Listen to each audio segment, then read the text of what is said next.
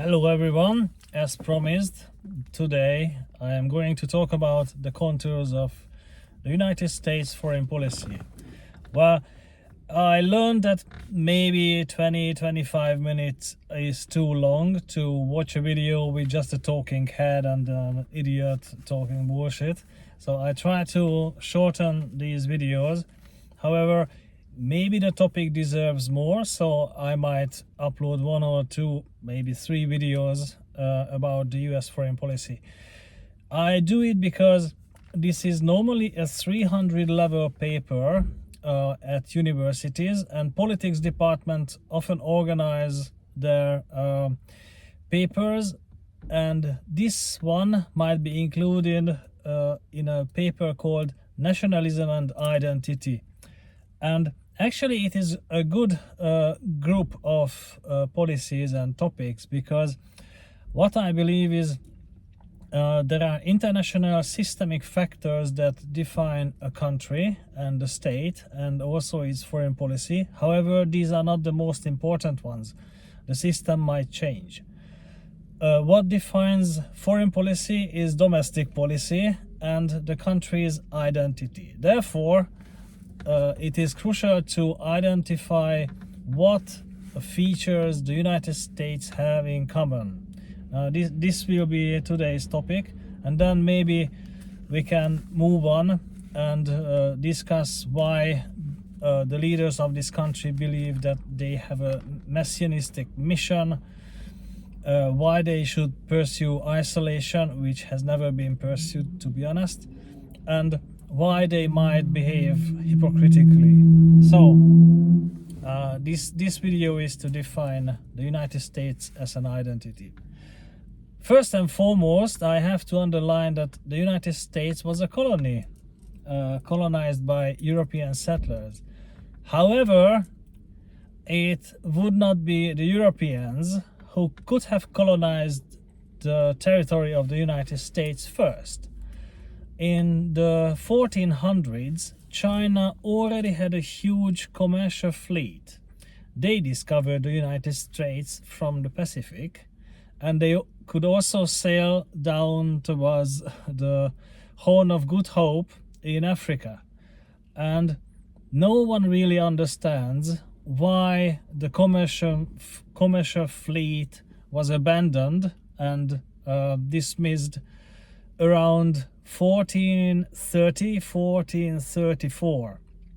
The leader of the commercial ships, Zheng He, was quite a big leader, and China has its secrets.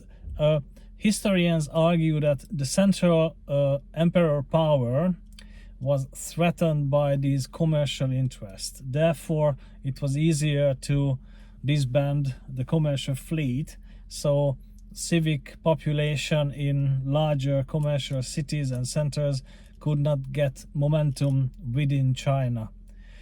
Now, this will be interesting later on when we get to the 21st century and the US foreign policy in the 21st century, that China could have colonized the country already, and it's gonna be interesting what is happening nowadays in 2024. So, the United States was a colony.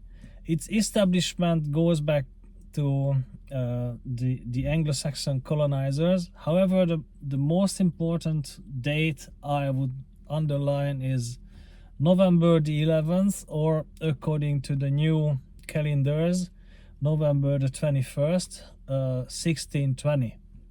This is when the Mayflower Compact was signed on a ship near Cape Cod.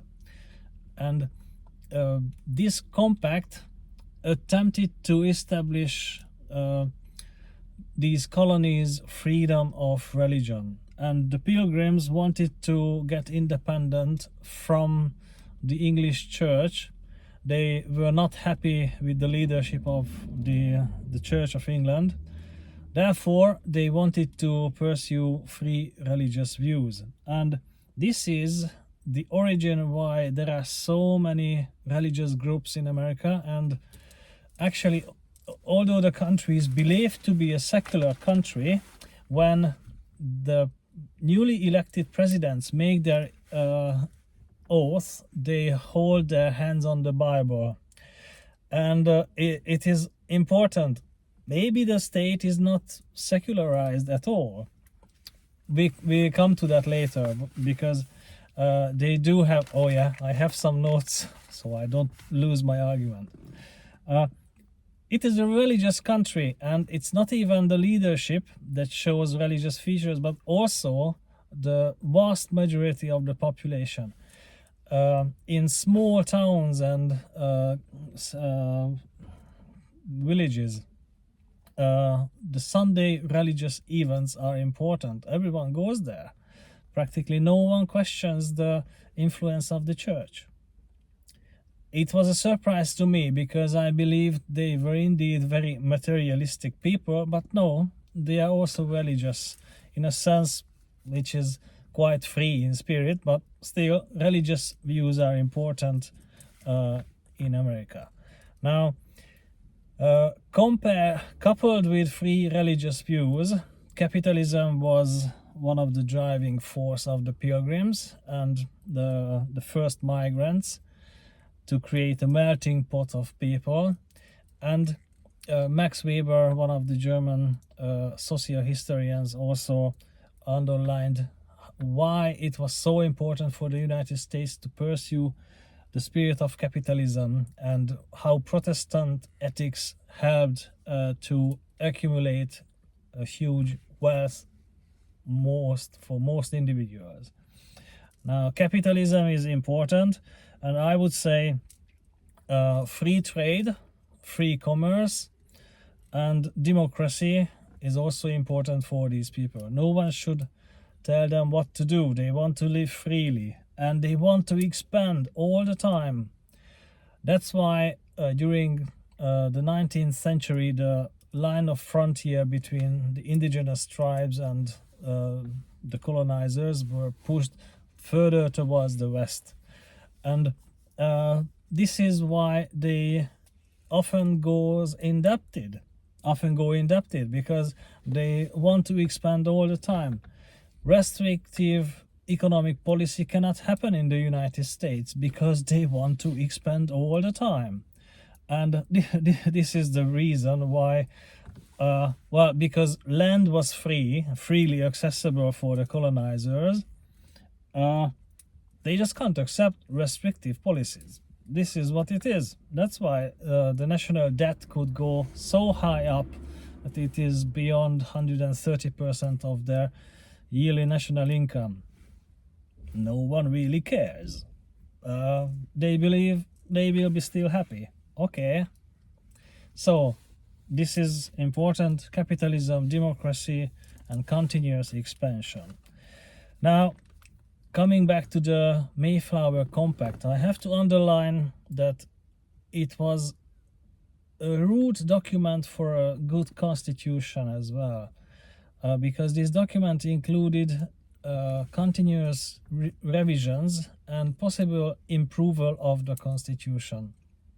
And even though this document was repealed later in the 17th century, the United States Constitution does have this process. That's why we have so many amendments to the Constitution. And because religion was important, they also believed that they had to show a good example to the rest of the world how to organize democracy. And this became relevant in the 19th century. And in the late 18th century, they achieved their independence from England. Now that was odd, because that was also organized because of capitalism and continuous expansion. The Bank of England wanted to have the monopoly of printing money in the United States, and this is why the 13 independent colonies rebelled against English influence, and that's why they established their own country after the publication of the Declaration of Independence. And uh, at, at, at the establishment of the state, the founding fathers did have religious views, and most of them were Freemason. I don't want to go into details of this, but it also confirms that they had a vision how their country should operate and how their country should develop in the future. And they wanted to be a beacon of hope for other democracies all around the world. This Messianism is still present in the United States. This is why they promote democracy everywhere in the world. They also believe that this is the best system to organize societies. They believe it, that's what matters, and even though it is questionable, debatable, they pursue it. Now, what is important is how Europeans perceived the United States in the 19th century. There was a French delegation led by Alexis de Tocqueville, who later composed the book titled Democracy in America, and he was praising how the institutions worked. First, he wanted to write about prisons, but eventually he realized that the research funding should be used to understand how the institutions of the United States work, so he could understand the whole context of the country. And because he was French, in France, the United States achieved a huge respect. And this is why France gave the Statue of Liberty as a present for the 100th anniversary of the Versailles Treaty in 1883. It was an expression of gratitude and respect for the United States by France. And this kind of missionary, messianistic attitude is still strong in the United States. They believe what they do is best for the world. It is difficult to question this intention. Now, at the establishment around 1780, George Washington, the first president, composed a doctrine of staying away from European issues because European politics is quite murky. We don't want that in the United States. Now, because the state wanted to be pure and Puritanistic values were important, this isolationist attitude made it necessary not to have colonies. And this was the root cause why in 1823 the then President Monroe expressed his foreign policy doctrine, the Monroe Doctrine. Simplistically, it says America is for the Americans. In a bit more detail, it claimed that no colonizing powers should interfere into the politics of the American continent, including South America. Now, even though this was an expression of the United States foreign policy, and even though it was rooted in isolationism, they could not isolate themselves from European politics, because practically when they were pushing the frontier line towards the west, they were fighting European colonizing powers as well, Spain and France mostly. Therefore, the European leaders couldn't accept the Monroe Doctrine. Yeah, they were fighting over it. However, the reception in the American states were quite positive. However, they suspected that the United States didn't really have honest intentions by announcing it. Nevertheless, in the South American countries, the respect for the United States to keep away colonizing powers could grow.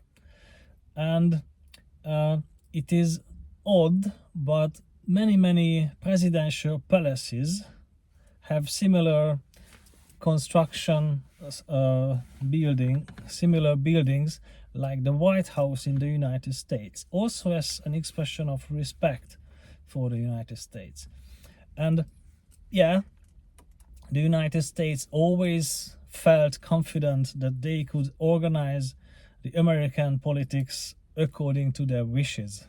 Even though, yeah, this was also an expansionary policy, but still they could base this on a principled argument, namely, this continent should be free from colonizers, and colonizing attitude should not be present in the United States. Even though their expansionary attitude was similar to the colonizers, they could keep European powers away. Now, this shows an important feature of United States foreign policy. There is always a real intention to keep away colonizers, but they could create a good argument, a good reason why they pursue that policy. The continent should be pure and should be free from colonizing powers. Now, this duality, the presence of real reasons and good reasons, is always there in United States foreign policy. I will talk about it in the next one. Thank you for your attention. Hope you could carry it through, and see you later.